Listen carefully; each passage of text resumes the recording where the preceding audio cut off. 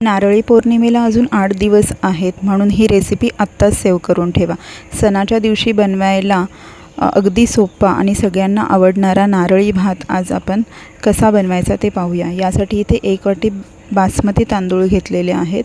तर ते स्वच्छ पाण्याने आपल्याला धुवून घ्यायचे आणि अर्धा तासासाठी भिजत ठेवायचे आहेत. कढईमध्ये 1 चमचा तूप घेतलेला आहे, 4-5 लवंग, 3 वेलची आणि 1 दालचिनीचा तुकडा घेतलेला आहे. त्याच्यामध्ये आपल्याला बासमती तांदूळ थोडासा 2 मिनिटासाठी परतून घ्यायचा आहे. 1 वाटी तांदूळ होता तर 2 वाटी मी इथे पाणी घेतलेलं आहे गरम करून. त्याच्यानंतर चवीनुसार मीठ टाकायचं आणि हा भात आपल्याला झाकण न ठेवताच 80 ते 85% शिजवून घ्यायचं. त्या कढईमध्ये तूप घेतलेलं आहे 1 चमचा.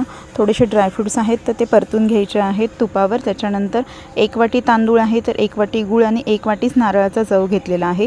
गूळ फक्त तुपामध्ये मेल्ट करून घेतलेला आहे. त्याच्यानंतर नारळाचा चव त्याच्यामध्ये टाकलेला आहे.